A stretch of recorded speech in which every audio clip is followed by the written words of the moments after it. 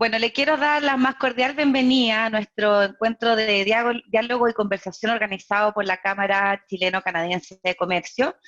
Quisiera agradecer a todos quienes nos acompañan hoy en un evento que vamos a escuchar de la mano de expertos sobre las proyecciones económicas para nuestro país y específicamente vamos a ahondar sobre la industria minera y energética. Hoy contamos con un gran expositor y dos conocedores panelistas. Damos las gracias a José Gregorio, decano de la Facultad de Economía y Negocios de la Universidad de Chile y expresidente del Banco Central, Andrés Kuhlmann, gerente general de Transelec y past president también de nuestra Cámara, y al director de empresas, actual vicepresidente de nuestra Cámara y también fue presidente ejecutivo de Antofagasta Minerals, Marcelo Aguad. Muchísimas gracias por acompañarnos hoy. Dentro de los detalles técnicos que quiero enseñarle es que hoy día, estamos en la plataforma Zoom, tenemos acceso a hacer preguntas que van a ser posteriores a las exposiciones que realicemos, que van a ser nuestras charlas de nuestros panelistas, así es que pueden hacer sus preguntas, esas van a ser moderadas después por nuestro presidente, por Pablo Herrera. Y también quiero comentarles que para hacer de mejor acceso a este seminario, hemos dispuesto poder contar con traducción simultánea y pueden escuchar todas las charlas y las presentaciones también en inglés y así acomodarse a los idiomas que más les acomoden. Aprovecho de hacer un especial reconocimiento a nuestros partners de nuestra Cámara, Baker McKenzie, Barrick, Deloitte, Finning, Hatch, Kinross, Rivadeneira, Colombara, Segers, Scotiabank, Tech, Transelec y Yamana Gold, quienes nos apoyan constantemente para llevar adelante estas instancias de diálogo. Así es que dejo con ustedes al presidente de nuestra Cámara, Pablo Herrera, quien va a dar unas breves palabras de introducción. Muchas gracias, Verónica, y muy buenos días a todos. Les doy una cordial bienvenida a este conversatorio virtual organizado por la Cámara Chileno-Canadiense de Comercio. Como decía Verónica, el día de hoy conversaremos sobre el Chile que viene, proyecciones económicas para el 2021 y 2022, con la grata participación de José Gregorio, presidente del Banco Central y actual decano de la Facultad de Economía y Negocios de la Universidad de Chile, que nos hará una exposición en esta materia. Asimismo, decidimos abordar la mirada desde las industrias de la minería y energía, dada su relevancia en nuestra economía y también por ser sectores especialmente representativos de la inversión extranjera en Chile y obviamente de los socios de nuestra Cámara. Con el propósito de abordar esta mirada sectorial, tenemos el agrado de contar con la presencia de Andrés Kuhlmann, el gerente general de Transelec, también es un past president de nuestra Cámara, y Marcelo Aguad, quien es director de empresas, vicepresidente de la Cámara y expresidente ejecutivo de Antofagasta Minerals, quienes debatirán junto a José sobre las perspectivas económicas para el 2021-2022 desde esta mirada sectorial. En estos sectores en particular, el minero y el energético, las empresas canadienses con presencia en Chile han hecho un aporte significativo a la industria nacional a través de importantes inversiones referentes en sus prácticas corporativas, medioambientales, y a este aporte se suma la investigación científica de origen canadiense en las áreas de ingeniería, metalurgia y geología, entre otras actividades relevantes en el desarrollo de estas industrias. Ahora bien, esta conversación se da en el contexto de enfrentar un desafío de recuperación económica quizás de los más complejos que se ha conocido en varias décadas en nuestro país. En junio pasado tuvimos un IMASEC negativo de un 12,4% y las distintas proyecciones de crecimiento, según varios organismos internacionales, apuntan a un 7% negativo para este año. Y el desempleo proyectado por el INE alcanzaría niveles cercanos al 12%. Claramente estamos en un escenario extremadamente desafiante en lo económico. Ahora bien, nuestra Cámara de Comercio propicia instancias de diálogo y acercamiento en temas que son de interés de distintos sectores empresariales y sociales en nuestro país. Es parte del espíritu de nuestra organización generar espacios de reflexión y diálogo, obviamente en un ambiente de colaboración y alineado a los valores de la Cámara. Así que desde ya los invito a tener una conversación proactiva, donde ustedes puedan participar a través de sus preguntas para profundizar en las distintas temáticas que conversaremos esta mañana, iremos moderando las preguntas a través del acceso que hay a preguntas en el banner inferior de las pantallas. Y sin más, quisiera agradecer nuevamente la participación al día de hoy de José, Andrés y Marcelo, y obviamente la valiosa y concurrida presencia que tenemos de todos ustedes el día de hoy. Así que sin más, muchas gracias. Y Verónica, si quieres ya podemos comenzar. Gracias. Perfecto. José, te paso el mando, no sé si quieres compartir pantalla, si No. nos vas a hablar, perfecto. Adelante, José, muchísimas gracias por acompañarnos hoy día. Muchas gracias por estar aquí, y la verdad que es un gusto poder hablar, y siempre a uno le dicen en estas presentaciones si uno va a compartir pantalla. Yo creo que en el fondo presentar un PowerPoint con todas las líneas apuntando hacia abajo es poco estimulante e interesante. Porque la verdad que lo que estamos viviendo hoy día es una crisis de origen no económico y además global como nunca antes. O sea, nosotros estamos en el virus está en todo el mundo. Muchas otras veces hay una crisis en un país, eso tiene repercusiones sobre sus socios comerciales, sobre el sistema financiero, y las entendemos. Aquí no, aquí hay un virus en el mundo entero. Así que obviamente, y por lo tanto es una crisis causada por política sanitaria, porque nos tenemos que cuidar, y porque tenemos que salvar vidas, y porque tenemos que controlar la situación, y porque incluso si la autoridad decidiera no dejar todo libre, incluso la propia reacción de la gente sería a no trabajar, a quedarse, a cuidarse. Por lo tanto, hay un fenómeno global, independiente incluso de las políticas sanitarias que se vayan llevando en el mundo, que tiene fuerte implicancia económica. Y la pregunta primera es qué es lo que hay que hacer, y es lo que se ha estado haciendo en el mundo entero. Es difícil, y yo creo que bien hay que partir con una posición de cierta humildad intelectual. Es difícil calificar y evaluar exactamente todo lo que pasa. Es bastante complejo porque, entre otras cosas, ni siquiera estamos en la calle para ver cómo son las cosas en la calle. Entonces, no tenemos datos muy parciales, la situación, las discusiones epidemiológicas son bastante confusas, uno tiene obviamente intuiciones, pero ya se ha estado haciendo lo tradicional, y en el caso de Chile también ha sido bastante notable. Ha habido una baja de tasa a su mínimo histórico en materia monetaria, se ha provisto de suficiente liquidez y se ha garantizado de que haya suficiente financiamiento, y yo creo que desde el punto de vista del ámbito del Banco Central se ha hecho absolutamente lo correcto. Se va a aprobar una reforma constitucional que le permita al Banco Central comprar bonos en el mercado secundario. Esto no tiene ningún problema. Hay mucha confusión. Una sola cosa, para cualquier inversionista, un bono del Banco Central es exactamente igual a un bono del Tesoro del fisco chileno en el mercado secundario.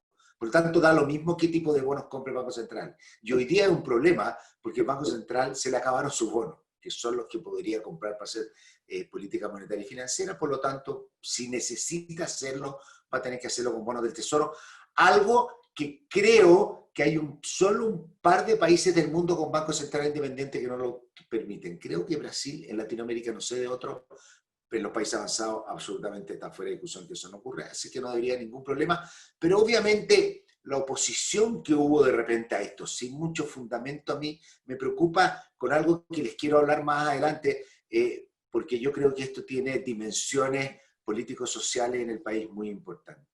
Lo más importante que ocurre hoy día es que esto es como un momento fiscal. En el mundo, la deuda pública en los países va a aumentar de entre 10 y 15% en todo el mundo. Vamos a salir muy endeudados, no solo el fisco, sino también las personas. Este es un momento en el que los ingresos caen, los gastos continúan, los gastos en el caso del sector público tienen que aumentar aún más para compensar, ¿no es cierto?, la caída de ingresos del sector privado, de manera que todas las deudas aumentan. Las empresas terminan más endeudadas, el fisco termina más endeudado, los hogares terminan más endeudados. Los hogares que retiran el 10% terminan con menos riqueza, que es lo mismo que cambiar el endeudamiento. Todos terminamos, en el fondo, usando nuestros ahorros o endeudándonos como país, y eso obviamente tiene implicancias muy importantes, sobre todo con el peso de deuda que vamos a salir de esta crisis. En el corto plazo, las perspectivas.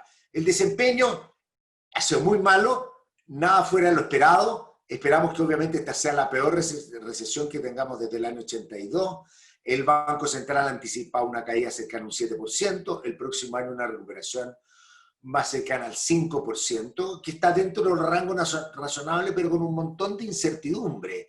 Y esta es una incertidumbre que yo diría contempla que en un par de meses más vamos a empezar a normalizarnos y que el próximo año vamos a seguir normalizándonos en la medida que haya una vacuna. Una sola nota respecto a la vacuna, probablemente la vacuna se tenga luego, a fin de año podría haber alguna vacuna. Trump acaba de decir que la va a tener antes de las elecciones, parece que eso es como wishful thinking, pero procesarla, producirla, repartirla por el mundo, lo que incluso hoy día de la mañana se decía en Estados Unidos, well into next year va a estar Estados Unidos con acceso a la vacuna, pensemos qué va a pasar con nosotros. Y es uno de los fenómenos globales más importantes que está pasando. Es la tensión que vamos a tener nosotros en el mundo por quién tiene primero la vacuna. Ese yo creo que va a tensionar mucho el mundo de comercio. Además, las vacunas se tienen que producir con insumos de todas partes. Por lo tanto, va a haber algo bastante complejo que en algún momento se discutió con tema de alimentos en la crisis, pero nunca hemos llegado a ningún problema comercial, pero obviamente en el tema de la vacuna puede generar una herida muy grande en la economía a nivel de comercio, una economía que es globalizada, que está muy globalizada y que va a seguir muy globalizada porque hoy día podemos tener reuniones internacionales por Zoom con bastante facilidad. Esta crisis tiene un montón de problemas, es un drama, pero vamos a tener un aumento de productividad en un año que podríamos haber tenido en 10, 15 años. Va a cambiar el mundo, va a haber sectores que van a tener que reinventarse, crecer, todo lo que está asociado al turismo, al viaje y a cosas de contacto social, ¿no es cierto?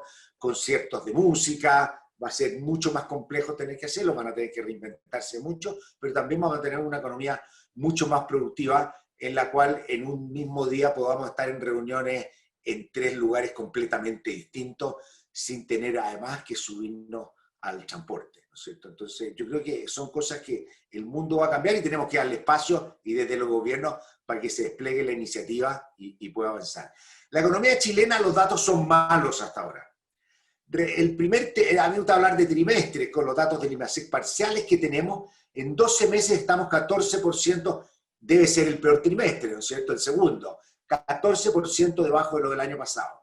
Si uno lo mira en velocidad, que es la manera que se ve en el mundo entero, que es decir, cómo estamos respecto del trimestre anterior, una vez que limpiamos por estacionalidad, el PIB chileno habría caído 13%. O sea, respecto de enero, febrero y marzo, y corrigiendo por estacionalidad, estamos 13% bajo, considerando que enero, febrero y marzo ya venían flojos desde el estallido social. Esta era una economía que se venía desacelerando. En Estados Unidos, por comparación, esto es 9. Allá dicen 32 porque lo expresan como tasa anual. Es decir, si creciéramos 9 por el año completo, ¿cuánto es? Si nosotros siguiéramos de 13% todo el año, estaríamos 42% caída. Obviamente eso no va a pasar, es una manera de presentar los números, pero que causa de repente algo de confusión. Nosotros estamos 14 en 12 meses y 13 trimestre a trimestre. Rara vez coinciden también ambos números. Si nos recuperamos, gradualmente va a terminar este año en lo que han llamado el 90% de la economía. El Economist lo publicó hace unos meses, que la economía va a estar floja por un tiempo y vamos a operar al 90%.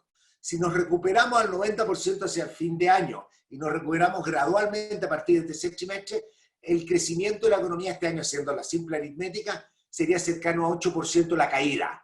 No es muy lejos del 5,5 a 7,5 el central. Son rangos de los cuales no sabemos y depende mucho de cómo evolucione la pandemia.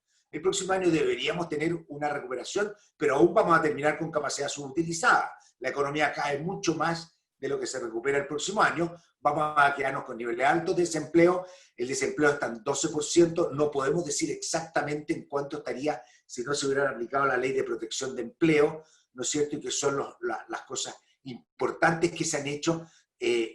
No podemos decir, y lo que está pasando con las empresas para que puedan mantenerse vivas durante este tiempo. Debiera seguir subiendo, probablemente en un par de meses más ya deberíamos estar llegando a un pic, ¿no es cierto? Y puede ser más cercano al 15%, pero no sabemos. Y lo importante es cómo se recupera y cómo volvemos a crear empleo.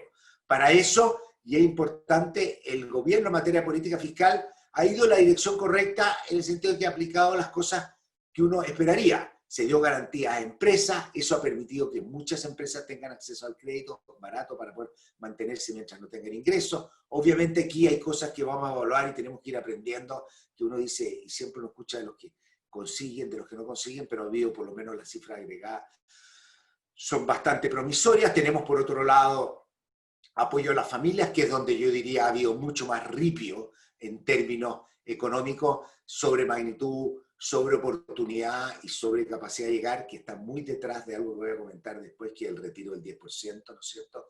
Está muy detrás de eso. Y también, ¿no es cierto?, va a venir un momento de reactivación, que también lo quiero ligar un minuto al retiro del 10% antes de hablar del fondo del 10%. Obviamente, pero ya empecé a hablar del 10%. Obviamente, la plata para las pensiones es una obligación que nos imponemos como sociedad para evitar la miopía, para evitar que nosotros no miramos tanto al futuro y para no llegar a nuestra vejez pobre. La sociedad, nos decimos como sociedad, nos vamos a obligar, nos vamos a quitar libertad, vamos a guardar plata, de acuerdo al sistema de pensiones, el sistema de pensiones chileno, usted va a guardar su plata, pero solo la va a tener disponible cuando se retire. ¿Qué es lo que ocurre, no es cierto? ¿Qué es lo que ocurre en ese sentido? Obviamente es razonable y la retiramos en la vejez. ¿Qué es lo que ocurre? Después voy a contar, ¿qué es lo que ocurre? Que estamos en una crisis muy grande. Como diríamos nosotros los economistas, una unidad de ingreso hoy día puede tener muchísimos mayores beneficios que esperar 10 años. Y ahí viene la discusión, cómo aseguramos pensiones y cómo nosotros permitimos que la gente pueda girar de alguno de sus ahorros. Yo creo, obviamente, que un 10% indiscriminado con un beneficio tributario a la gente mayor de ingresos es injusto, pero, y no es la mejor política, pero tiene un lado que va a ser importante y que es su impacto sobre la reactivación. Podemos estarle agregando 7 puntos del PIB, más que lo que el plan fiscal en el que participé, de acuerdo fiscal, contempla para 2 años, ¿no es cierto? 7 puntos del PIB va a afectar a la economía. ¿Cuánto es el efecto final? Poco sabemos. ¿Y por qué poco sabemos? Porque no sabemos cuánto se va a ir a ahorro, cuánto se va a ir a consumo y cuál va a ser la forma de este consumo. Yo creo que hay muchas estimaciones, pero uno puede decir esto fácilmente, eso si son 7 puntos del PIB, podría estar mitigando la caída del PIB en varios puntos porcentuales, yo diría 4 o 5 puntos sin problema, y podría ser más. Vamos a tener que empezar a mirar en los números. Normalmente, y pasó para la crisis pasada, los economistas nos quedamos un poco cortos en los multiplicadores, pero obviamente esto va a ayudar mucho, pero no va a ser suficiente para la reactivación, porque entonces, ¿cuál va a ser el foco de la reactivación? Aquí ya hay un fuerte componente de demanda agregada. Lo que la reactivación va a necesitar en consecuencia va a ser apoyo a la creación de empleo y a la generación de empleo, que es el link, ¿no es cierto?, que tiene que ir desde actividad económica a también bienestar y resolver los problemas de los desempleados. La inflación en Chile está baja, seguirá baja, la estimación del Banco Central es 2%, si seguimos a 0,1, que es más o menos lo que hemos tenido hacia fines de año, vamos a terminar en 1,8. La política monetaria va a seguir, como anunció en un principio, baja y por mucho tiempo, y si necesita poner medidas adicionales, las tiene y las puede hacer. Nuestro gran problema es el desafío fiscal, porque como corresponde hay que gastar mucho ahora, ¿no es cierto? Pero ese gasto obviamente nos va a llevar a un déficit fiscal cercano a 10% y un año que partimos con deuda pública cercana a 28%, vamos a terminar con deuda pública cercana a 35% del PIB este año. Y eso uno podría decir da lo mismo. Si yo tenía 28 y me voy a quedar en 28 y subo a 35, es el costo que tengo que pagar para poder contribuir a la economía y al país durante esta crisis. El problema es que ese 35 y el 28 del año pasado iban a seguir subiendo, porque Chile trae un problema fiscal que no se nota dado nuestros bajos niveles de deuda, pero que en el mediano plazo nos va a llevar a acumular deuda creciente, y el gran problema es cuando esto se acumula crecientemente, vamos a pagar tasas de interés más altas, vamos a no poder tener la flexibilidad fiscal que tenemos hoy día y todos los problemas que prefiero no andar en ellos, pero lo importante es que Chile a la salida de la crisis, no es este el momento, este no es el momento para hablar de impuestos, pero sí a la salida de la crisis Chile va a tener que hacer un esfuerzo muy grande de consolidación fiscal. Eso trae reducciones de gasto y trae también aumentos de impuestos, y yo creo que eso es una discusión que tenemos que prepararnos para no llegar atrasados, como nos pasa siempre, pero que sí, este obviamente no es el momento cuando las preocupaciones principales es cómo impulsar la economía y cómo proteger el empleo. Las perspectivas para todo el mundo son iguales, como les decía, con bastante incertidumbre. El próximo año debería haber crecimiento. Mucho de la capacidad de crecer va a depender de la contención de la epidemia, ¿no es cierto?, la pandemia. Pues, como se dice el caso de China, muchos dicen China es una economía que este año puede crecer 2-3%. En medio de una de las peores crisis, la economía china va a volver a crecer y muchísimo más que todo el mundo, y parte de eso, las explicaciones es que han logrado contener bien la pandemia. Por lo tanto, hay una interacción positiva entre el control del tema de salud y la actividad económica. Resolver el problema de salud es clave para tener buenas perspectivas económicas. Obviamente en el margen siempre va a haber discusión y va a haber tensiones en cómo uno va haciendo el desconfinamiento y reanudando la actividad económica. Déjeme terminar con tal vez el tema que a mi juicio es el más importante. El problema de Chile va más allá de lo económico. Chile está atravesando por una crisis de primer orden, ¿no es cierto?, que parte en el estallido social, que siembra las semillas de la desaceleración que estamos viviendo, pero una crisis de primer orden en materia política, económica y social. O sea, yo creo que sería negarlo. Estamos a puertas de un plebiscito, ¿no es cierto?, que es de esperar que se haga más allá de lo que queramos hacer, pero no seguir cambiando las reglas en la medida que la situación sanitaria lo permita, ¿no es cierto? Pero estamos en una situación extremadamente compleja, donde hay mucha incertidumbre, y yo diría también una cuota grande de pesimismo. Pesimismo, grupos entre los cuales moderadamente pesimistas, no soy los catastrofistas, pero veo con algo de pesimismo lo que está pasando, porque nosotros tenemos una autoridad política tremendamente debilitada y un Congreso profundamente desorientado, por usar palabras, ¿no es cierto?, que es bastante complejo. ¿Y qué es lo que ha pasado en Chile? No sé, y no me voy a alargar aquí un speech de los temas que han estado en el corazón de esto, de dónde viene el descontento, ¿no es cierto? Para unos son unos terroristas venezolanos que quieren destruir el país, para otros es una élite corrupta que se quiere seguir robando el país, y para la gran, inmensa mayoría de los chilenos que están en el medio, sin pertenecer a ninguno de esos dos grupos, se queda un poquito huérfana de dirección, de liderazgo y de pensar en serio qué pasa en el país. Y yo creo que el país lo que tiene, y esto es lo que ya hace varios días van a escribirlo más articuladamente, Chile ha estado en un dilema desde el punto de vista de hacer política económica y social. Ha estado en un dilema entre dos tensiones. Una tensión es una de las fuerzas, es la del slippery slope, ¿no es cierto? Esta cosa de que no podemos abrir la puerta, porque si abrimos la puerta nos vamos a caer por esta pendiente resbaladiza, ¿no es cierto? Y es el desastre total. Por lo tanto, no abramos la puerta a nada. El Banco Central puede comprar bonos del mercado secundario después de 30 años de autonomía y de haber sido alabado año a año por todo el mundo. No. ¿Por qué abrir la puerta? ¿A qué? ¿Quién sabe a qué? Pero es abrir la puerta. Es abrir la puerta que en el futuro, y lo escuché textual, haya 5 consejeros malos que decidan financiar al fisco violando su objetivo constitucional. O sea, ese es el tipo que a mí me gusta comentar. No abrir la puerta a que la gente pueda tomar un autopréstamo o sacar algo del fondo de pensiones si está realmente mal, con algún sistema de incentivos, como por ejemplo que paguen los impuestos, de manera que quienes no van a pagar los impuestos tengan más posibilidades se autoseleccionen a sacar, pero no podemos abrir la puerta porque eso es el colapso total, es el colapso del sistema financiero, van a caer los precios de las acciones, obviamente todo lo que está pasando en Chile está afectando el precio de los activos, pero hemos visto que también en esa defensa del no abrir la puerta, también se cometen exageraciones en el argumento que al final la ciudadanía hace que pierda credibilidad. Quienes entienden algo de finanzas, sabe que hay efectos, pero nada que sea como el colapso, dadas las magnitudes que están envueltas y las formas que nuestro sistema financiero, que es bastante eficiente, puede absorberla. ¿No sé? Pero después está la otra tensión, que es la tensión de quedarse detrás de la curva, y que yo creo que eso es lo que nos está pasando hoy día a la cuenta.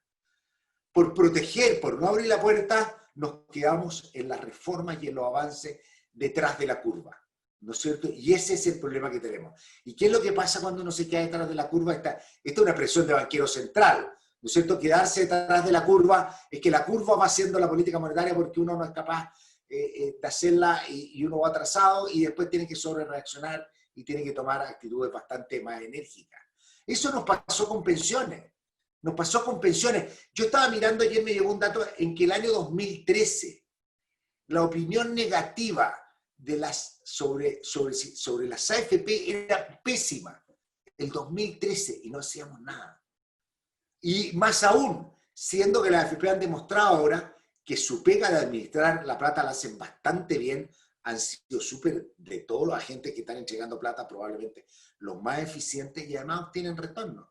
Pero obviamente se quedaron atrasados. Como decía yo, a finales de los 90, cuando era un economista joven, un poquito más tímido, entonces no me atrevía. Una vez le dije a alguien, ¿no han pensado que si los afiliados tenemos acciones, que no participen los afiliados en los directorios, en la selección de directores de las compañías? Y se rieron de mí. Todavía me acuerdo bien se rió de mí, pero no se lo voy a recordar ahora. ¿Cuánto nos hemos demorado? Nos demoramos en profesionalizar el sistema de selección de directores y todavía estamos atrasados. Perfectamente se podría haber hecho hace años atrás. Ahora se habla de consejo de usuarios. No, que entren los afiliados al directorio y que entren sobre todo al comité de inversiones. ¿Para qué? Para hacer participar a los propios dueños que están ahí por razones obligatorias. Esto es distinto a un fondo mutuo, donde uno entra de manera voluntaria. Nosotros estamos obligados a hacerlo, pero no nos dimos cuenta. Y hoy día, ¿en qué estamos la discusión? La discusión obviamente se ha ido en extremo. Y obviamente la discusión es bastante más polarizada porque nos quedamos detrás de la curva. Lo mismo pasó en educación, ¿no es cierto? En educación, ¿durante cuántos años? Teniendo un sistema de voucher, lo más parecido a la idea, ¿no es cierto?, que se puede atribuir a Chicago de subsidios de demanda. Un sistema de voucher en la educación pública. Usted le pagamos a quien le provee la educación cuando usted se vaya a educar allá. No le entregan literalmente el voucher, pero se lo paga directamente a la escuela. Pero encima de eso le pusimos algo que no tiene ninguna explicación. Le pusimos una discriminación por el lado de la oferta, una cosa de selección. Y cuando se habló que como se hace en cualquier parte, cuando hay un exceso de demanda, uno raciona por cola o puede racionar por algún mecanismo aleatorio, algún algoritmo. Cuando se habló de hacer una tómbola, se rieron y lo encontraron absurdo cuando eso se hace en muchas partes del mundo. Entonces nos quedamos nuevamente atrasados. ¿Y qué pasó? Eliminamos la selección, pero también eliminamos la selección en los colegios de excelencia, y eso, por ejemplo, está pasando un costo tremendo al Instituto Nacional. ¿Por qué? Porque nos quedamos atrasados. Creo, y no voy a profundizar en esto porque es momento de terminar, ¿no es cierto? Creo que algo como esto, y estoy tratando de estudiarlo un poco para decirlo más articuladamente, algo de esto nos debe estar pasando en la Araucanía. ¿Hace cuántos años no venimos escuchando de los actos de violencia? Entonces la respuesta es mano dura, que por razones que no es del caso aquí decir, no se hace en ninguna parte. O, por otra parte, ir pidiendo el respeto al Estado de Derecho, pero ¿cuánta gente en la Araucanía lo ha pasado mal, muy mal, mientras todos los años anunciamos planes y cosas y no hemos hecho nada que, al menos por lo que estamos viendo hoy día, sea efectivo? Estamos nuevamente atrasados. Y el costo de atrasarse mucho es que no tenemos tiempo para encontrar las mejores soluciones. Por lo tanto, estamos en una crisis tremenda. Yo creo que efectivamente hay una gran probabilidad, no total, pero hay una probabilidad relevante de que nuestro país se estanque, vuelva a la mediocridad, como dicen algunos, a la mediocridad, a crecer donde las políticas sean basadas en eslogans, técnicamente poco serias, aunque muy bien intencionadas muchas veces, pero muy mediocres desde el punto de vista técnico, tremenda fragmentación política. Y con esto voy a terminar porque voy a dar mi opinión, como ustedes pueden tener la suya. Todo lo que estamos viviendo hoy día, toda esta crisis, es con el actual régimen político y con la actual constitución. nada más. El futuro es extremadamente incierto, pero en mi caso personal yo prefiero jugármela y apostar por una nueva institucionalidad, porque la actual está haciendo agua. Y si ni siquiera se está discutiendo si el Banco Central puede comprar por el mercado secundario, decir que vamos a poder hacer una reforma dentro de este mismo sistema. De hecho, yo no quiero ver parlamentarios, yo prefiero una asamblea donde haya gente al menos que tenga la restricción de que no va a estar buscando de ahí un puesto político. Yo sé que hay un montón de riesgos, yo sé que no sabemos cómo hay, pero al menos hay una probabilidad positiva de que Chile retome, se reencuentre, podamos volver a crecer y prosperar. Al paso que vamos, yo soy bastante más pesimista con la institucionalidad que tenemos. Gracias. Gracias José por tu intervención. La verdad que es interesante la perspectiva de que esto claramente va más allá de lo económico y el aspecto social y la historia de lo que hemos estado viviendo en el país hace básicamente que esto sea la tormenta perfecta. Vamos a pasar un poco a mirar ahora la mirada desde la perspectiva industrial, que yo creo que es fundamental, y sobre todo en dos sectores que son pilares de nuestra economía y fundamentales desde la inversión extranjera. Y quisiera partir contigo, Marcelo, primero darte las gracias por acompañarnos el día de hoy, y un poco escuchando a José en sus planteamientos, tanto económicos como desde el ámbito social y estructural del país. ¿Cómo ves tú, desde tu experiencia, los desafíos y las proyecciones que visualizas desde la perspectiva de la industria de la minería en Chile? Te dejo ahí para que nos puedas comentar. Gracias. Gracias, Pablo. Quiero partir felicitando a todos los mineros porque estamos en el mes de la minería. Ayer, 10 de agosto, fue el día más importante, que es del patrono San Lorenzo, y también el día más importante del colegio que nombró José, el gran Instituto Nacional del cual soy exalumno. Coinciden ambos que el 10 de agosto celebran su aniversario, así que me tuve por 30 años que repartir con las celebraciones mineras y celebraciones del colegio. Como exalumno sigo participando y sigo ayudando al gran instituto. El primer semestre la producción minera, no solo de cobre, fue muy positiva afortunadamente. También ocurrió con el hierro, el oro, el nitrato, litio, donde Chile cada día es un actor más importante. Por lo tanto, corresponde también felicitaciones a todos los trabajadores y la administración de las empresas productivas mineras en Chile, porque se pusieron la camiseta del país en un momento tan crítico que vivíamos y seguimos viviendo producto de la pandemia, que tenía un impacto enorme en la economía.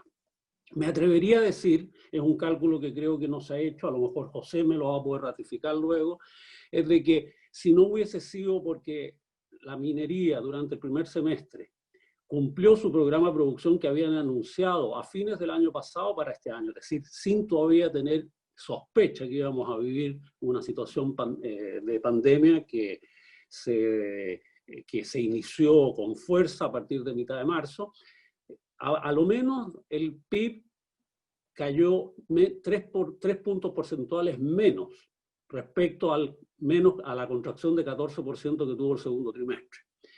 Además, cabe agregar que esa misma situación de menor caída y ayuda que tuvo en el PIB, la producción de todos los productores de cobre y de los otros minerales en Chile.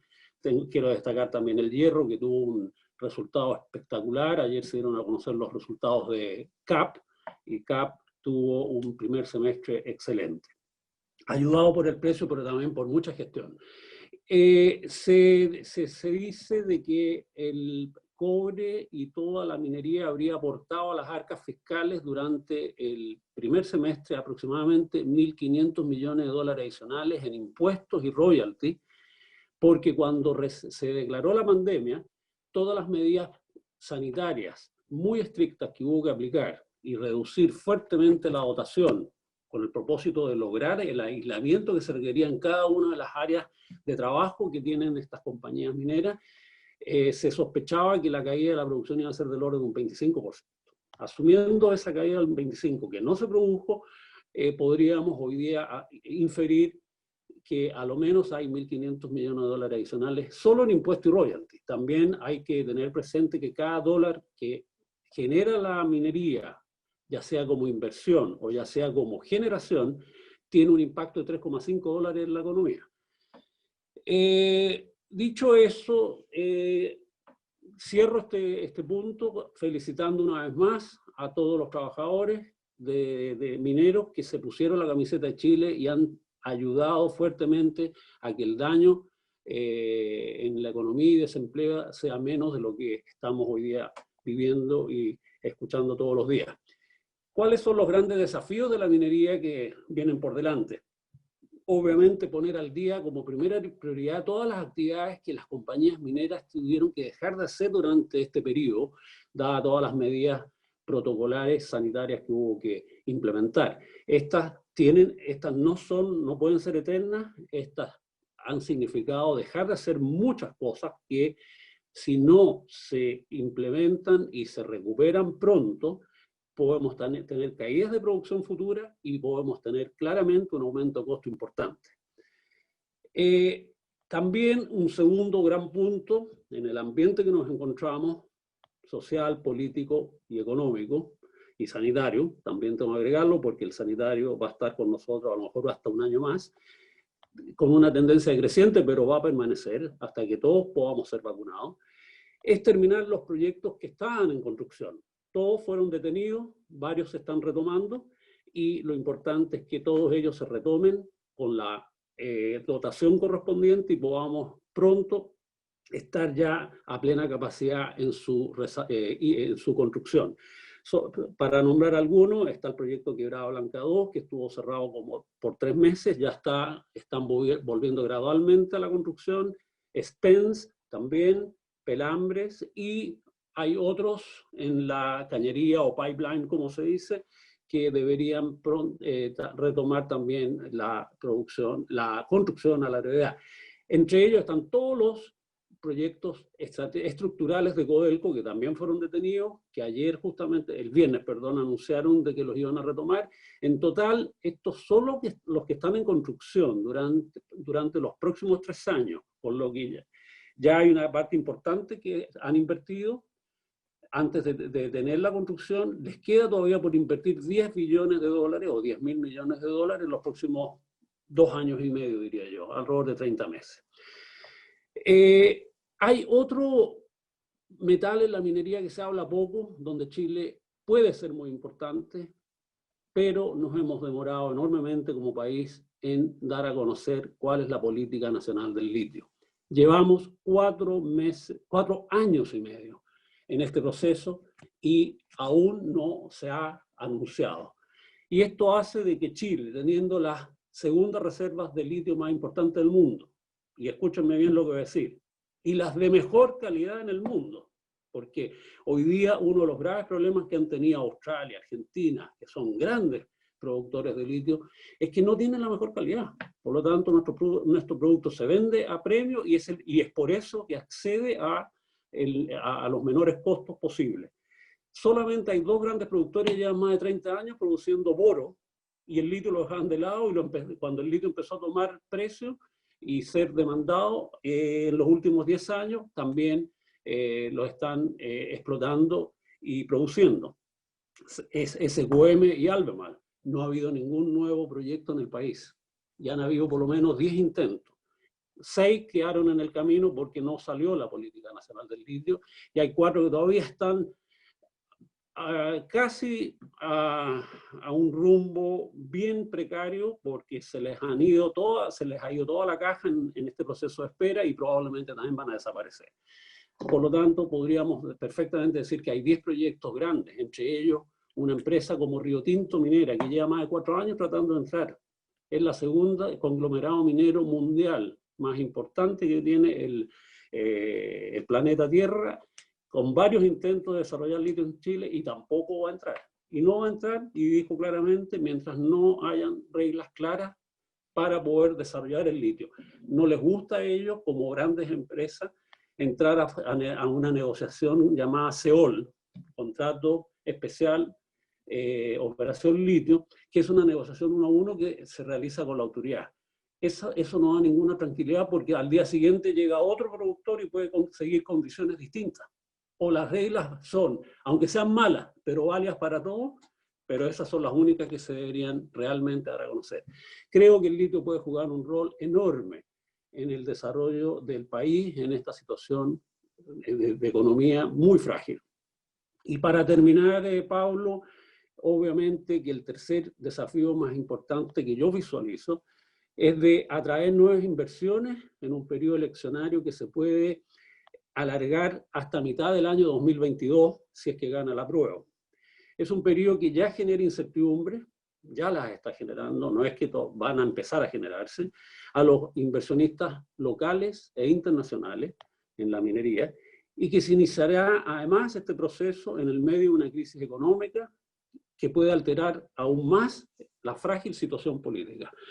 Así que es un tremendo desafío que tiene la minería y tenemos todos los chilenos y por supuesto que la autoridad para poder sacar adelante más de, yo diría que hay por lo menos 30.000 millones de dólares adicionales que se pueden hoy día invertir en el país, en la minería, en proyectos que ya están, con muchos de ellos con estudios avanzados y que está probado que son económicamente viables, pero para ello se requiere conocer hoy día las reglas del juego en este periodo de 2 años de incertidumbre que nos va a generar la negociación de una nueva constitución y adicionalmente un periodo eleccionario que toma aproximadamente 12 meses. Voy a detenerme aquí, Pablo, y esperar las preguntas que puedan surgir. Perfecto, Marcelo. Muchas gracias.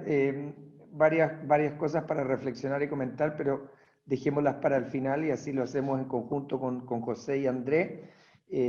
Ahora démosle la pasada a Andrés, darle la bienvenida a Andrés, gracias por acompañarnos el día de hoy. Y un poco en la misma mirada que comentaba con Marcelo, sería interesante a la luz de lo comentado tanto por José y Marcelo, ¿cómo ves tú desde la mirada de la industria de la energía, tanto los desafíos y proyecciones al respecto y cuál es tu mirada respecto al escenario actual que estamos viviendo y sus impactos en este sector? Te dejo ahí la palabra, Andrés, y gracias por acompañarnos. Estás en mute, Andrés. Tienes que quitarle el mute. Ahí sí. ¿Ahí se escucha bien? Muy bien, muchas gracias por la invitación y el beneficio de hablar al final, después de una excelente exposición conceptual de José, que más que números, como decía muy bien, no es muy popular hoy día mostrar PowerPoint con todos los índices bajando, pero sí conceptualmente abordando los temas más importantes a mediano o largo plazo. Hay que reconocer que el negocio de la energía, especialmente la energía eléctrica, donde yo participo, muy parecido a la minería, son negocios de largo plazo, donde los inversionistas ponen toda la inversión upfront y la cobran en largos periodos de 20, 30, 40 años en el futuro. Por lo tanto, para nosotros en el negocio de la energía eléctrica, analizar el cortísimo plazo no es lo mismo que para alguien que está en el negocio del retail o que alguien que es dueño de una pequeña tienda comercial o en el turismo. Efectivamente, este tipo de negocios son mucho más resilientes, por lo tanto, y además se ha demostrado que Chile, por una razón fundamental comparado con otros países vecinos nuestros, fue capaz o ha sido capaz de, con todo el desastre que está generando en la economía y en las vidas de las personas, pero sí en los negocios a largo plazo, ha logrado resistirla bastante bien por una razón, no es la única, pero una razón muy importante, que un gran motor de la economía nacional, que es la minería, no paró en Chile. Y eso, si nosotros vemos la comparación con Perú, por ejemplo, donde creó un shock realmente terrible, en Chile no lo ha sido tanto. Con respecto a la energía eléctrica en el corto plazo, se preveía una situación tremendamente difícil de liquidez, producto de que se temía que iba a haber una reducción en la demanda eléctrica por el shock muy grande y una imposibilidad de pagar la energía eléctrica, lo que podría potencialmente haber causado una interrupción en la cadena de pago de todos los actores, cosa que no ha ocurrido, y la caída de la demanda, que también es un termómetro de la economía, ha bajado menos del 5%. Por lo tanto, dentro de todo lo malo que hemos visto, pudo haber sido peor. Vamos a ver lo que nos depara el futuro inmediato. Pero el punto que quiero hacer, y que está muy en línea lo que dijo José Gregorio, es que siendo también representante de accionistas canadienses, accionistas extranjeros, no les preocupa tanto la situación económica del país. ¿Por qué? Porque esto nos ha pegado a todos en el mundo por igual, o algunos más, otros menos, pero la situación de las economías mundiales están todas afectadas grandemente, y hay mucha confianza con lo que dijo José, que básicamente, aunque vamos a terminar mucho más endeudados, la economía chilena sí ha tenido la capacidad de resistir bastante bien en el corto plazo. Por eso mismo, quiero hacer el siguiente punto. Los fundamentos del negocio de la energía eléctrica a mediano o largo plazo, todos los fundamentos son muy buenos. El problema es si nosotros en Chile somos capaces de aprovechar esos fundamentos para que el negocio de la energía eléctrica colabore como un motor reactivador en la economía. ¿A qué me refiero? En primer lugar, la energía eléctrica está siendo una alternativa, y aprobada, no va a ser, en que el mundo se está electrificando cada vez más, porque es una energía limpia y que básicamente está siendo cada vez más asequible, o sea, tiene un costo cada vez más barato producto de la irrupción de las energías renovables.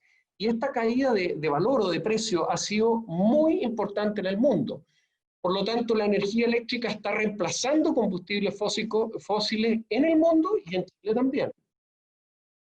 Eso en Chile se llama la descarbonización. O sea, estamos con una política de Estado que es posible producto de la caída de los precios de la energía proveniente de fuentes renovables, muy importante, por lo tanto, a precios iguales o decrecientes, somos capaces de reemplazar energías más sucias, entre comillas.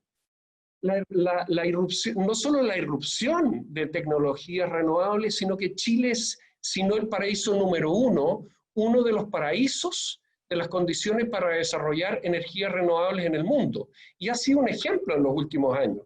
Es el país de radiación por metro cuadrado más alta en el mundo, radiación solar.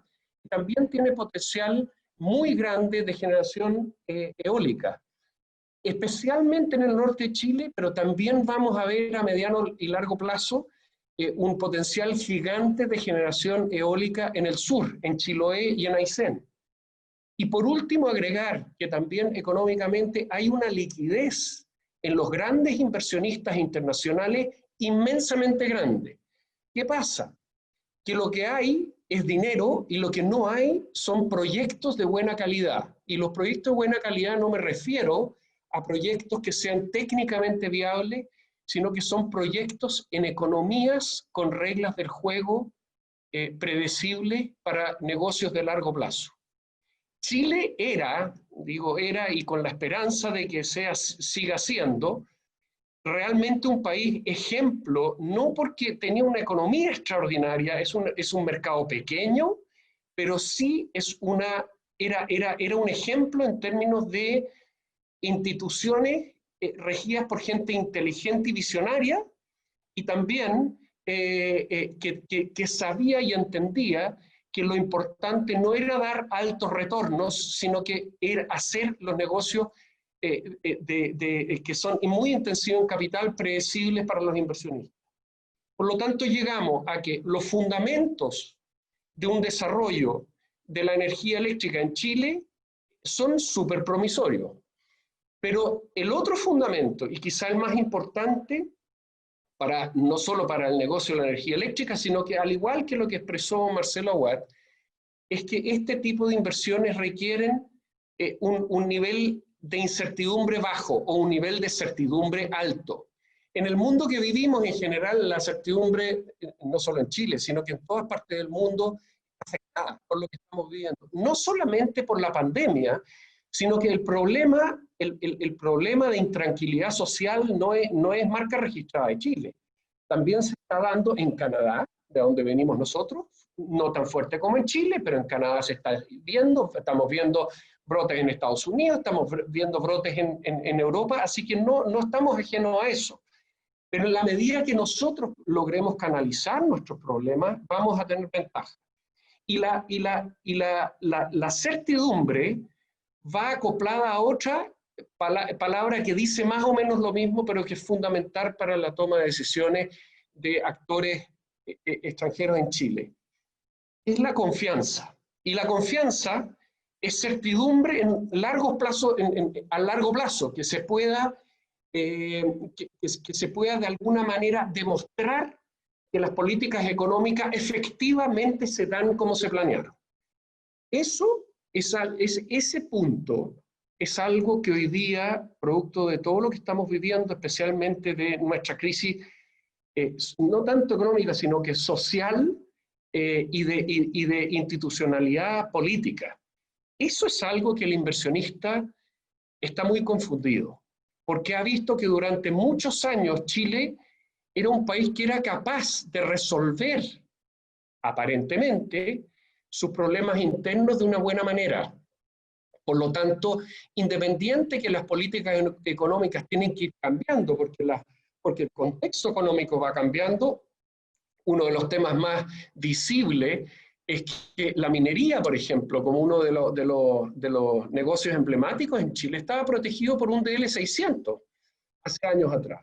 Esa realidad hoy día no existe porque ya no era necesario tenerla.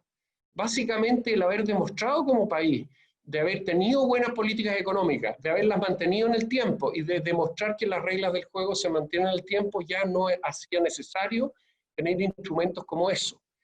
Pero otra cosa es poner en riesgo o generar lo que hoy día está ocurriendo en los inversionistas, es confusión. Es decir, lo que me preguntan a mí, es decir, nosotros entendemos que los problemas sociales tienen que tener una respuesta mucho más rápida, lo que decía José Gregorio. Nosotros vemos que Chile es demasiado ortodoxo en términos de políticas económicas. Se demora mucho, deja que los problemas le revienten en la cara. Nosotros tenemos los mismos problemas. Pero, habiendo dicho eso, lo que sí sorprende es la rapidez y la violencia con que se ve que Chile no es capaz de arreglar sus problemas de convivencia interna. Por lo tanto, yendo, y para terminar, para que nos quede tiempo para preguntas, lo que se nos viene por delante en términos de periodos eleccionarios y el periodo de discusión constitucional es un tema que pone nerviosos a los accionistas internacionales. Quiero ser cuidadoso, con eso no estoy diciendo que han perdido la confianza en Chile, pero están haciendo preguntas complicadas y que no tenemos respuestas frente a lo que se nos viene para contestar claramente esas preguntas. En la medida que en Latinoamérica al resto de los países le va yendo peor que a Chile, todavía vamos a mantener cierta confianza en la historia de Chile. Pero si eso cambia, vamos a vivir una crisis de confianza inversionistas extranjeros muy, muy complicada. Y para terminar, ¿cuáles son los desafíos? O sea, hoy día todavía, tal como dije, los fundamentos del negocio de energía eléctrica en Chile están ahí. Por lo tanto, las inversiones potencialmente que básicamente en el negocio regulado, que es gran parte del desarrollo de la energía eléctrica en Chile, las necesidades están ahí y en la medida que el precio de la energía vaya cayendo cada año más producto de los cambios tecnológicos, esas inversiones tienen financiamiento pagado por los clientes finales que la necesitan. En eso no hay problema, pero para que el desarrollo de esos proyectos realmente se activen, los proyectos, la contribución del negocio eléctrico a la economía es básicamente las inversiones que hay detrás y el empleo que se generan a través de esas inversiones. Y esas inversiones son proyectos son proyectos de ejecución, y esos requieren básicamente de una acción muy eficaz de las instituciones del Estado, medioambientales, de permisos, etcétera, y que producto de la pandemia han sido grandemente impactados. Ya teníamos problemas de permisología en Chile, pero ahora bajo pandemia, crisis, eso se ha agudizado y tenemos un gran taco, digamos, de reactivación producto de proyectos ahí. Ahí el Estado, yo creo que está consciente, pero va a tener que hacer un esfuerzo muy grande para que las instituciones del Estado o las reparticiones del Estado recuperen una productividad y una eficiencia mucho más grande. Eso es lo que yo quisiera dejar planteado como ideas para que las discutamos durante la ronda de preguntas y conversación. Vale, muchas gracias, Andrés, muy interesante. Solo comentarles a todos que tenemos una gran audiencia, agradecerles a todos los que están presentes, más de 300 personas están siguiéndonos en este instante, y la verdad, esto da para muchísima conversación. Tenemos un número importante de preguntas, vamos a tratar de ir atendiendo las más que podamos. Algunas veo que José ha ido contestando en el camino. Andrés, Marcelo, si desean pueden ir también contestando directo mientras vamos conversando, y las que no, veremos la manera de hacer las preguntas. Yo me voy a dar el lujo de hacer esta pregunta porque me quedo votando aquí en la conversación, y es para ti, José, y me voy a tomar de lo que dijiste. Es decir, hay una probabilidad que nuestro país se estanque y que volvamos a la mediocridad. No es un camino que quisiéramos seguir, debemos implementar medidas de corto plazo. Si uno escucha la conversación de Andrés y la de Marcelo, pareciera que es claro que por el lado de la demanda y de la potencialidad y de la oportunidad no hay conflicto ni hay problema. Pero por el lado desde la capacidad, la regulación y el entendimiento nacional, pareciera que ese engranaje no hay manera de resolverlo y hacerlo girar. Todos estamos apuntando al plebiscito, a potencialmente una nueva constitución, pero pareciera que nuevamente la pelota la estamos tirando fuera del estadio, y no sé si eso va a ser la solución efectiva a que el inversionista extranjero siga creyendo en Chile, a que esta demanda y esta capacidad, por ejemplo, como decía Marcelo, en el litio, se genere y se transforme en oportunidades reales de inversión y empleo. Entonces, ¿cómo salimos de este entramado, de este concepto, de este sistema presidencialista que ha demostrado en los últimos, yo diría, 10 años que no logra mover al país de la manera que lo tenemos que mover? ¿Cómo salimos de esta probabilidad que manifiestas tú, José, de estancamiento, posible mediocridad, y por dónde ves la salida? Más allá de darle la responsabilidad a un nuevo estatus legal a través de una constitución, sino concretamente, ¿cómo hacemos que esta demanda llegue y produzca el crecimiento económico que requerimos? Te dejo ahí una pregunta para partir. Un par de comentarios respecto a lo que dice. Yo también cuando decía Andrés, los accionistas internacionales están nerviosos y los chilenos más todavía, pues si vivimos acá nosotros, hermano. Entonces, pero hay una cosa que es interesante, yo creo también para ponerle un poquito paño frío. El CDS de la deuda chilena está en sus mínimos, 70 puntos base la última vez que lo vi. O sea, realmente, ahora, eso tiene que ver con un ambiente global. Estamos viviendo un ambiente global en el cual, como incluso decía recién, estas tensiones están pasando en todo el mundo. O sea, partamos por Estados Unidos. Yo soy bien respetuoso de poder decir mis opiniones, pero la verdad que el mundo depende de Estados Unidos, y el mundo está pendiente de lo que vaya a pasar si seguimos o no, prefiero no decir, en un estado deplorable de conducción global, porque además eso tiene implicancias para el mundo entero. Para el mundo entero. O sea, ya hay historias de cómo acumulaban y acaparaban remedios. ¿Se imaginan ustedes lo que puede pasar con una vacuna en manos de... o sea, realmente, entonces, es lo que a mí me dice cuando digo, no, en Chile entonces uno se preocupa, si dice, viste, porque en Estados Unidos estamos felices, o sea, entonces es complicado. Yo creo, no quiero decir con esto mal de mucho consuelo tonto, pero yo creo que, mira, hay dos cosas. Yo creo que hay una cosa que sí falta excesivamente en Chile, yo la he estado practicando, pero agota, que es el diálogo. Entonces tenemos que sentarnos y conversar. Y y también lo mencionaste tú, Pablo, o Andrés, cuando habló de la ortodoxia y toda esta cosa extrema. Uno cuando quiere, si uno dice, sacar el 10% de la AFP es malo, uno tiene que decirle a la gente por qué y cómo uno podría hacerlo no tan malo si se hace, en vez de decirle es el colapso financiero y discusión en los matinales sobre cuál y cuán grave va a ser el colapso financiero. Y uno que además entiende un poquito de finanzas y el mercado ya lo tenía medio penalizado, o sea, todas esas cosas.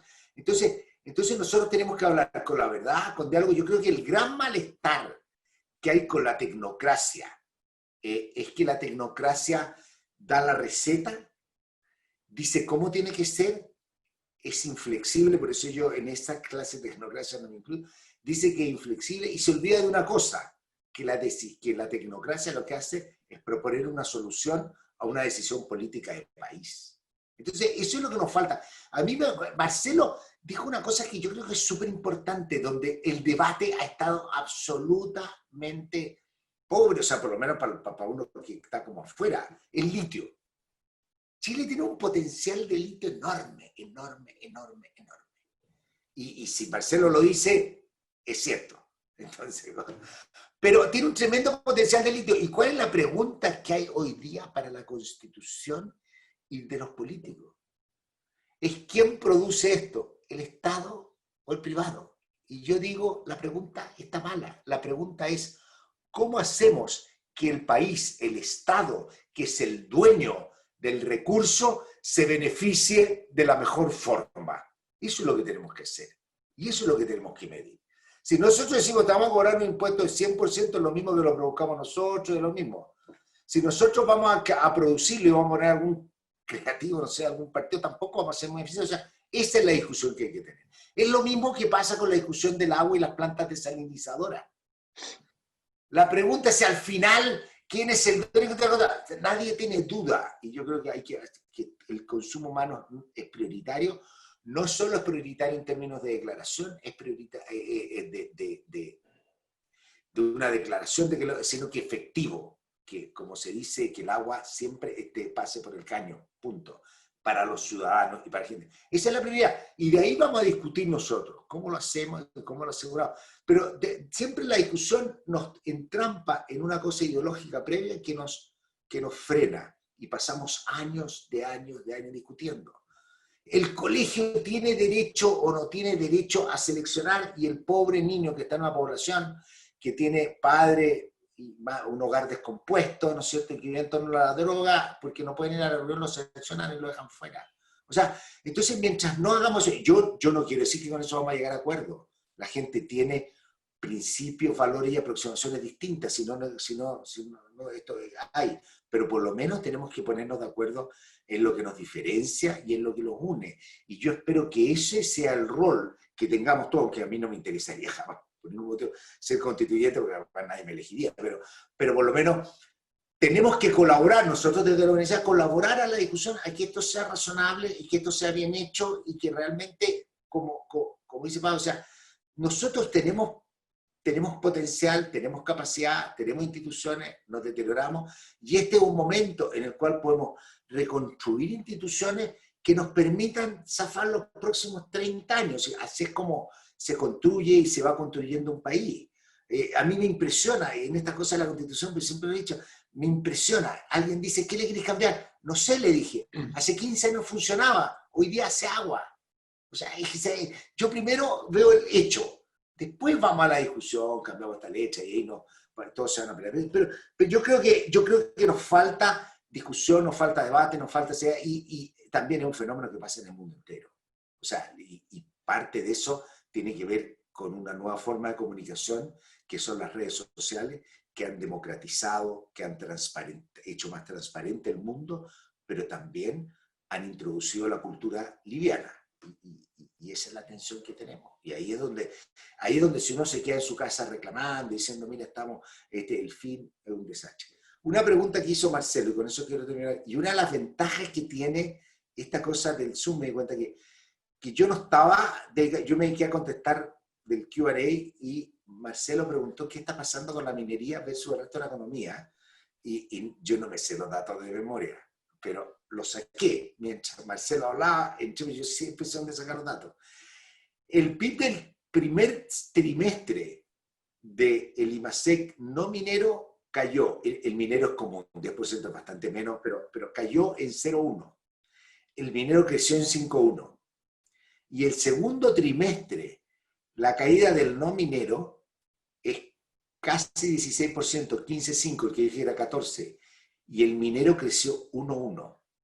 O sea, la minería, y uno puede decir, tal vez no está generando, pero está generando recursos fiscales, está generando actividad en el norte de Chile, y obviamente está contribuyendo, y son industrias que si en una pandemia se administran bien, obviamente permiten cierta continuidad que muchas otras áreas no pueden. Gracias, José. Bueno, hay un sinnúmero de preguntas. Aquí hay una que me pareció interesante, que te la voy a hacer a ti, Marcelo. Déjame retomarla.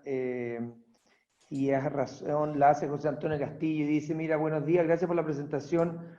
¿Cómo afectaría, considerando la crisis y los empleos que se perderán, repensar la estrategia de desarrollo de Chile a fin de reimpulsar sectores como la manufactura nacional, como por ejemplo insumos médicos para disminuir la dependencia externa?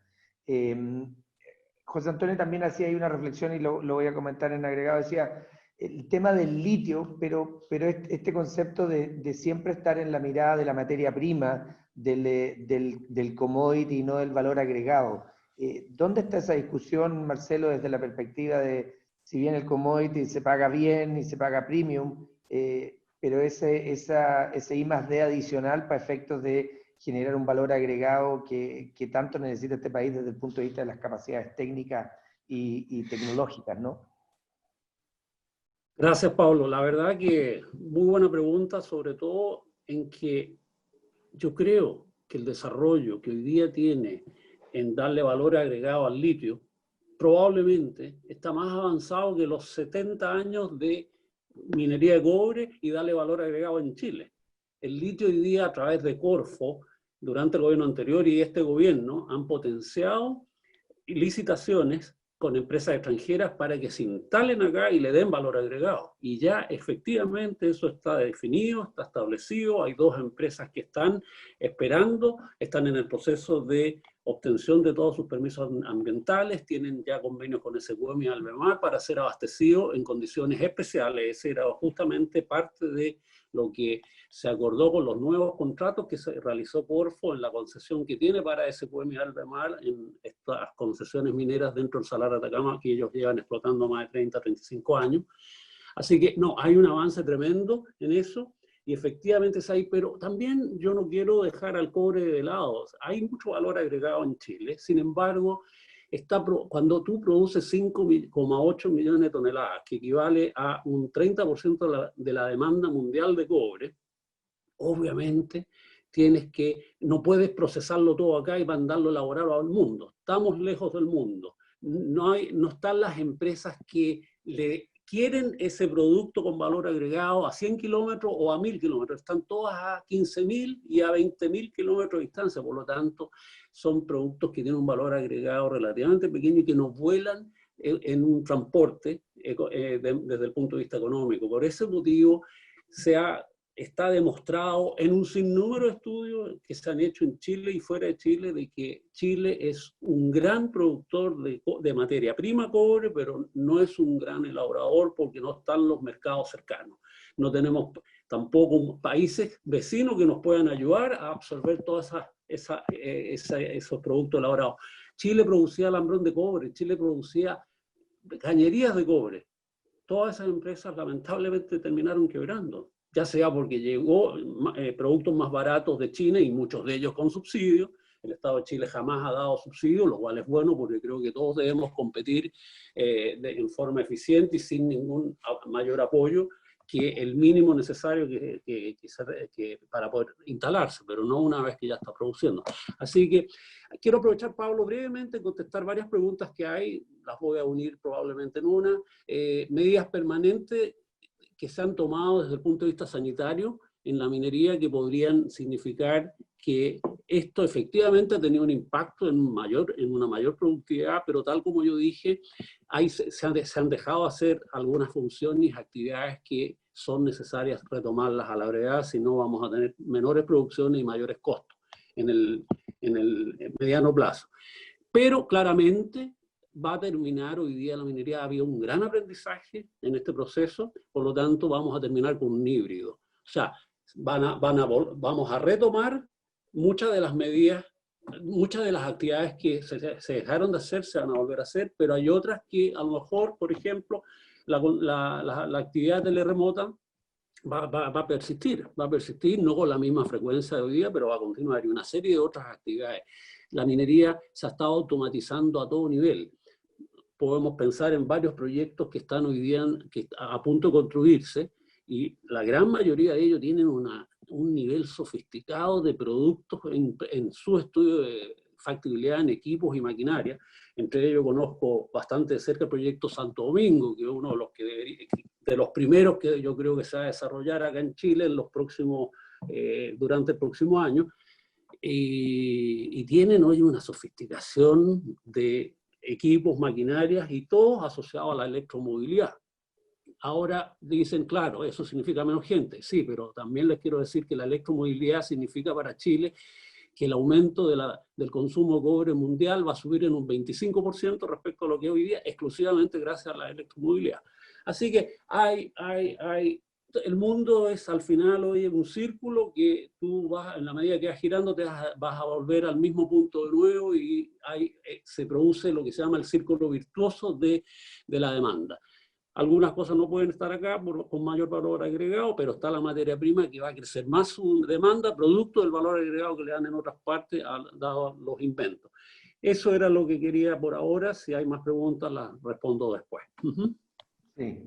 Gracias, Marcelo. Mira, hay dos personas ahí que nos levantaron la mano. Vamos a ver si están todavía, que creo que vamos a tratar de ver si podemos hacer sus preguntas directas. Les pido que tratemos de mantener las preguntas por el chat. Veo ahí a Antonio Ortúzar, no sé si nos estás escuchando. Verónica, no sé si tú le puedes dar acceso para que Antonio pueda hablar.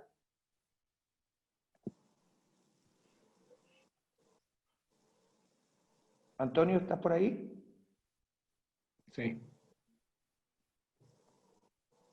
Está en mute.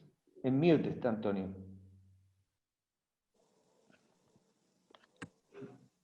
¿No? Si no, tenemos también a Francisco Sardón, que está también por ahí. No sé si Francisco también nos escucha y puede hacer su pregunta. Verónica. Acá, aló, Pablo. Sí. Hola, Francisco, ¿cómo estás? Aquí estoy, ¿cómo están? Gusto de verlos a todos y un agrado las exposiciones. Muchas gracias, mucha claridad. Yo quería hacerle una pregunta a José de Gregorio, siempre tan brillante. Me preocupa mucho, todos sabemos que el motor del crecimiento pues, en un país es la inversión, ¿no? Y básicamente la inversión privada. La inversión pública puede ayudar, pero el Estado no tiene más ingresos que los que tributan los privados. Por lo tanto, el motor real es la inversión privada. ¿Cómo cree él, la pregunta es, ¿cómo cree él que van a ser los flujos futuros de inversión privada en el país, año 21, 22 a futuro, cuando estamos teniendo una situación política y sobre todo un parlamento que comienza, como le dije a Heraldo Muñoz, y se enojó mucho cuando le dije que estaban tirando el país por el desagüe? Cada medida que dictan es un ataque a la inversión privada y un ataque al sentido de la propiedad privada. Porque si no son ataques directos y dichos, son confiscatorios, como el impuesto a los superricos, que es una tontería. El retiro de las AFPs también es un serio indicador. Cuando uno ve, por ejemplo, el ETF chileno contra el ETF de los mercados emergentes en los últimos meses, el ETF chileno a partir de octubre del año 18 comienza a underperform, o sea, ir por debajo del ETF de los mercados emergentes, cuando en los años anteriores el ETF chileno siempre performaba por encima de los mercados emergentes. Entonces este país, seamos sinceros, ha pasado de ser un ejemplo en Latinoamérica y peleándole la cola a los países de la OSD, a pasar a estar performando debajo de todos los emergentes. Y eso el ETF indica cuál es la sensación de la comunidad inversionista internacional respecto de Chile y cómo nos están viendo. Entonces la pregunta, José, es ¿cómo en este ambiente político y con un candidato como Jaude puntuando primero en las encuestas, miembro del Partido Comunista, Chile pretende mantener sus flujos de inversión en tal nivel que le permitan mantener tasas de crecimiento entre el 3,5% y el 5% que son las óptimas? Sí, un par de comentarios, fue bastante, fue como una pregunta, pero con harto opinionada. Entonces, partamos por un par de technicalities. El ETF chileno le ha ido mal, es bien interesante lo que dices tú, desde el año 2018, cuando venían tiempos mejores. Es súper interesante esta cosa de la bolsa. ¿Ah? Es como, y para mí es bien curioso, porque yo estoy totalmente de acuerdo, las perspectivas son malas. Eso es lo que dice que la bolsa. Pero algo tiene que ver, pero cuando tú dices el C10 está tan bajo, tú dices, ¿qué está pasando y por qué la bolsa está tan débil? Puede tener algo la depreciación de precios, pero yo creo que también nosotros tenemos un problema de que nuestras acciones son muy poco transadas. No tenemos nosotros realmente un mercado activo, entonces podemos pasar por periodos muy largos de mispricing. Y es porque tenemos un alto, en términos de capitalización, un tremendo mercado, pero en términos de turnover bastante limitado. No quiero decir así como el tecnicismo de esto, porque obviamente si tú dices comparar Estados Unidos con Chile, no me extraña que la bolsa americana le vaya muchísimo mejor, porque hay mejores perspectivas, porque en Chile hay una tremenda incertidumbre, que fue lo que dije. Ahora, ¿qué va a pasar entonces con la inversión privada? Con la inversión privada, yo creo que efectivamente el ambiente de incertidumbre debilita la capacidad que haya inversión. Pero por otra parte, vamos a tener un mundo con enorme liquidez. Y en un mundo de enorme liquidez, con tasa cero para papeles seguros, el search for yield es importante. Y yo creo que va a haber oportunidades de financiar inversión. La pregunta es cuáles son los proyectos, qué es lo que va a pasar y cuáles son las perspectivas en, como dices tú, un ambiente muy complejo. Un solo comentario respecto a pelearle la cola a la OECD. Yo siempre en esas cosas también soy súper cuidadoso. Y voy a decirles un solo dato que lo vengo diciendo hace mucho tiempo y esta cosa semi-arrogante que tenemos en Chile y que también nos ayuda a quedarnos atrás porque no nos damos cuenta que tenemos problemas. Chile, en su momento se dijo, Chile le queda poco para ser como Portugal. Portugal, el país de los de más bajos ingresos dentro de la OECD. El ingreso medio de Chile está 10 puntos debajo del Portugal. Significa crecer 5 años, 2 puntos más que Portugal, y somos Portugal. ¿Ah? Y no me extrañaría que si Chile logra repuntar, va a ser clasificado como un país de ingreso alto. Ya está en los países de ingreso medio alto en el mundo, gracias a lo que ha pasado en los últimos 30 años, ¿no es cierto? Pero el ingreso mediano, es decir, del individuo medio, la media se mueve con las colas. Mejor medición a mí me gusta desde el punto de vista de bienestar nacional, que combina el ingreso medio, pero combina también con las condiciones de equidad. El ingreso mediano del chileno está 40% detrás del portugués. Entonces todavía nos queda mucho. Y tú sabes que lo notamos en la pandemia. No pudimos ser como los países europeos, 10% menos que los países europeos. ¿Por qué? Porque no tuvimos capacidad de controlar un montón de población que no puede estar o quedarse en cuarentena como en Italia o como en España. Entonces, yo creo que tenemos que hacer un esfuerzo muy grande en mirar realmente cómo de un país que creció tanto, tiene que mirar un poquito más a de que este progreso, que ha sido también para todos, porque Chile también es un país más igualitario. Pero el desafío que tenemos hoy día es de redoblar las cosas de inclusión. Es como uno dice, lo primero que tú te preocupas es de darle un techo a la gente. Después te preocupas que sea buena calidad. Y en eso yo creo que estamos bastante atrasados. Vale, gracias José, gracias Francisco por tu pregunta. Ya vamos llegando al tiempo de término y no quisiera cerrar con una pregunta para ti, Andrés. Hay una pregunta de Eduardo Tubino que dice, dentro de los beneficios que mencionaste respecto a los proyectos eléctricos donde se consideraba la inversión y la mano de obra, que comentaría sobre la posibilidad de generar polos de desarrollo a los que llegue energía para generar valor agregado. No sé si te quieres referir a ese punto. Bueno, ¿se escucha? Sí, sí. adelante. Perfecto.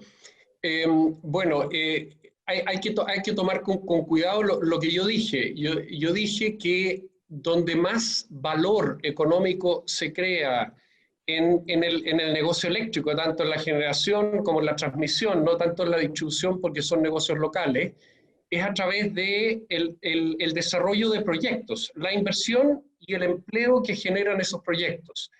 Pero los proyectos son temporales, ¿ok? Los proyectos se desarrollan y cuando se pone en marcha, lamentablemente en términos de generación de empleo directo donde los activos están localizados, esto es relativamente bajo en todos los segmentos. Y ese es uno de los temas a resolver en nuestro negocio eléctrico. Porque lamentablemente, socialmente, la energía se genera donde está el sol, o donde está el viento, o donde está el agua, básicamente al futuro. Y esa energía hay que transmitirla. Y lamentablemente esos lugares que están alejados de los centros poblados no dejan dinero o no dejan valor en la posición local como lo deja la minería, porque emplea mucha gente en la explotación.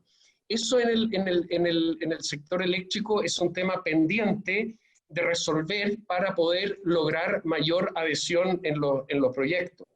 Por lo tanto, el polo de desarrollo alrededor de las instalaciones que generan o transportan energía no la veo, pero sí quiero volver al hecho de que está absolutamente claro que el planeta o la energía eléctrica está tomando un protagonismo cada vez mayor.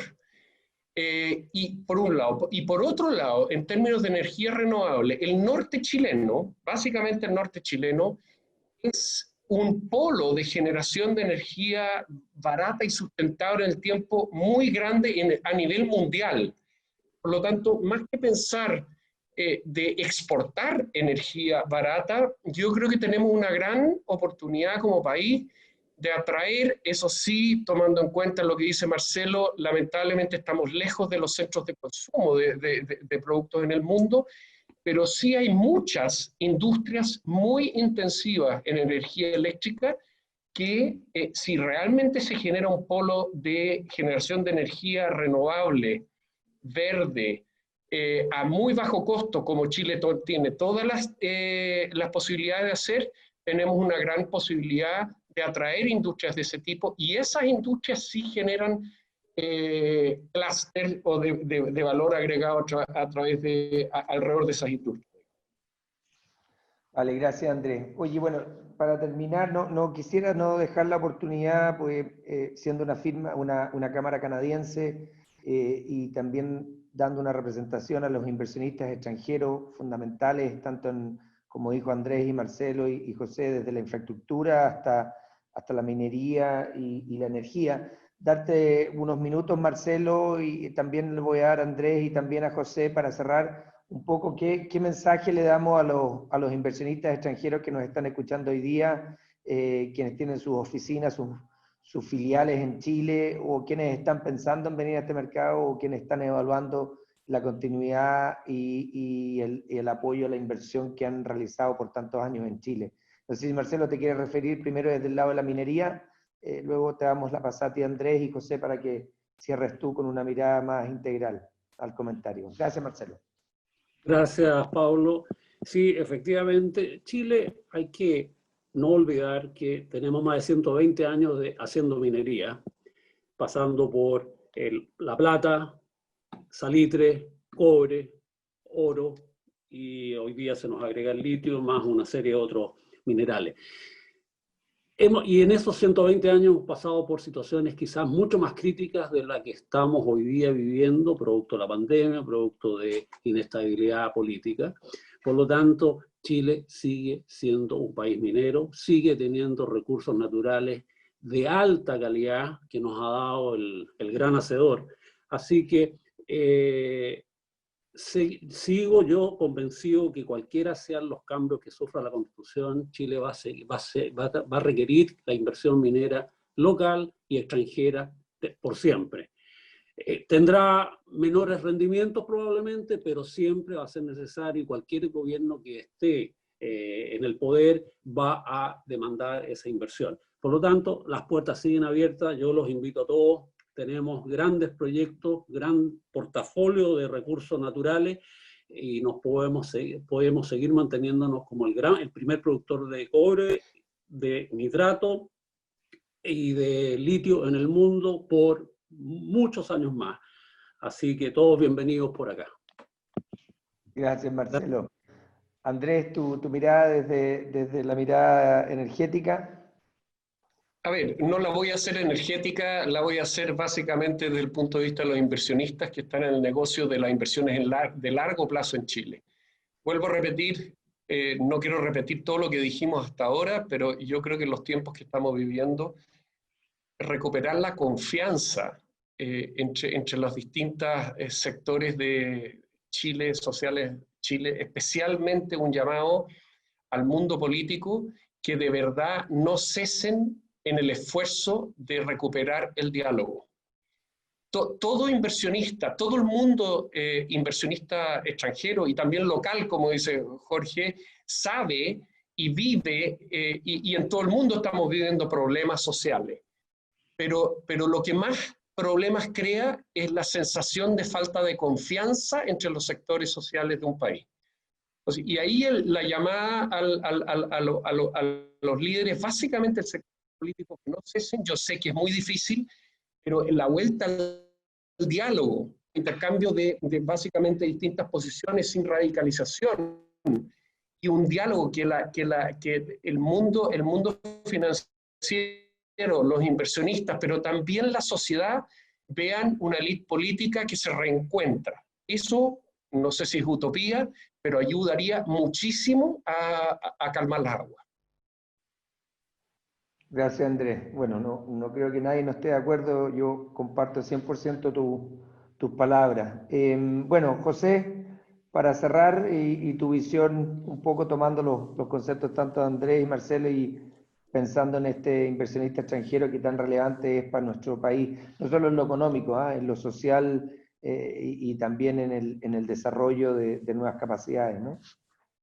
Yo creo que además es súper importante en la dimensión, y algunas cosas dicen académicamente, la dimensión de lo que nos traen y de lo que nos permite integrarnos al mundo de la inversión extranjera en un mundo global, en particular en un país que yo siempre digo es una isla. Cuando me dicen en Chile que es una isla, tenemos mar por un lado y por el otro tenemos cerro, lo mismo. Somos lo más isleño que hay y se nota en nuestra cultura y tenemos que estar integrados al mundo. Y creo que es súper importante y por eso los conocimientos, la gente que viene acompañando a la inversión extranjera es súper importante para un país que es extremadamente isleño, donde no vemos más allá de nuestra frontera. Entonces yo creo que la internacionalización es súper importante. Ahora, obviamente estamos en un momento súper complicado. Hace 10 años atrás uno se amargaba por otras cosas. Estamos en un momento muy incierto. Estamos en un momento incierto, complicado, que a mí me sorprende a veces que sale gente así como optimismo, todo lo que viene es fantástico. No, tampoco me gusta decir que lo que viene es el desastre, el caos. Tampoco son cosas, eventos siempre probables. Todo es probable, pero yo creo que no le asigno mucha importancia. Quiero, antes de terminar, con una cosa que dijo Andrés, que es bien importante. Yo creo que si algo separa a nuestro país, y tal vez tiene que ver con una, que es propio de nuestros altos niveles de segregación. Yo creo que es como también del ejemplo, es la falta de confianza. Falta de confianza que es mayor que en muchos otros lugares.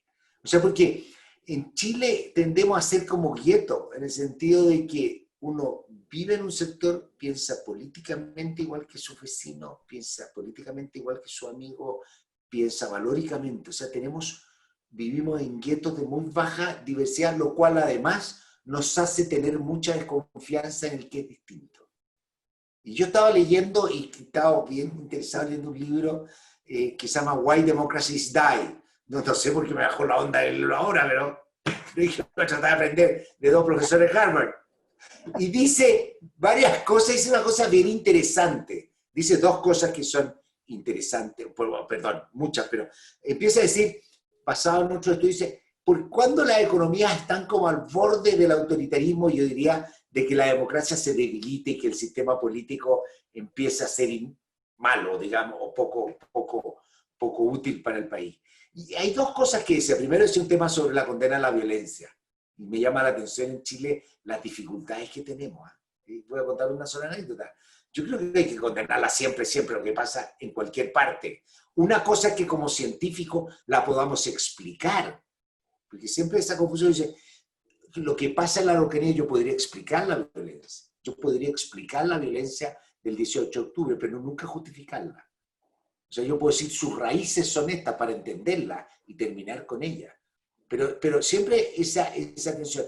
Entonces, a mí me ha pasado en ciertas discusiones, ¿no? Ciertas discusiones dicen, hay que condenar la violencia. Entonces siempre dice, condena la violencia, ¿y por qué? Y el otro dice, es que tú condenas a Pinochet y no estancamos. Y se acabó la discusión. Se acabó la discusión. En Estados Unidos una cosa que ha sido relativamente positiva en general es que todos los actos de violencia han sido bastante ampliamente condenados. Pero la segunda cosa que me llamó muchísimo más, me llamó muchísimo, el segundo punto lo encontré mucho más fuerte como para remecerlo un poquito, es de siempre pensar que con quien discuto o quien está al otro lado tiene un punto. Tiene un punto. O sea, esta cosa obviamente hay gente que yo intelectualmente o en idea o cosas uno puede tenerle mala y no confiar y no querer, está bien, pero siempre tienen un punto. O sea, la gente que a mí me ha tocado, además porque he tenido, tratar de ayudar en algunas cosas, ¿no es cierto? Me ha tocado hablar con parlamentarios de distintos ámbitos, con los más cercanos, que hablo más, pero de distintos ámbitos, con gente súper interesante y que de repente incluso algunos se demonizan, no voy a decir, o se caricaturizan. Pero hay gente que está interesada, genuinamente uno tiene que buscar el bien del país. Hay unos que escuchan más, hay unos que son prepotentes, hay unos que creen que lo saben todo, hay otros que no piensan mucho y repiten eso, todo eso. Pero partamos de una base, y la base más importante es que salvo una minoría, todos quieren el bien del país y el bien de sus ciudadanos. O sea, yo creo, si partimos con eso, podemos establecer un diálogo, y creo que es muy importante. A veces es tedioso, pero yo creo que es súper importante si realmente queremos tener un país que lo más importante es que se recuperen las confianzas. Gracias José, gracias Andrés y gracias Marcelo. Y bueno, quiero agradecerle a todos los que nos han acompañado el día de hoy. Ha sido tremendamente interesante, una audiencia realmente grande. Hay un sinnúmero de preguntas que no alcanzamos a contestarlas todas, trataremos de distribuirlas. Les agradecemos, pero obviamente los tiempos nos obligan. Yo quisiera dejar una última reflexión desde la mirada de la Cámara. Nosotros ya hace un año veníamos conceptualizando dentro de nuestra mirada, de nuestros valores como Cámara, el concepto de trust, el concepto de confianza. Yo creo que cada vez más este elemento se ha hecho de manifiesto. Así, José, como tú comentabas, este libro, yo recomiendo, hay un libro que se llama Trust, que es de David Johnston, el ex gobernador general de Canadá, que tiene la calidad de presidente impuesto por la reina, que hace una reflexión respecto a cómo uno construye confianza en un país y en una sociedad.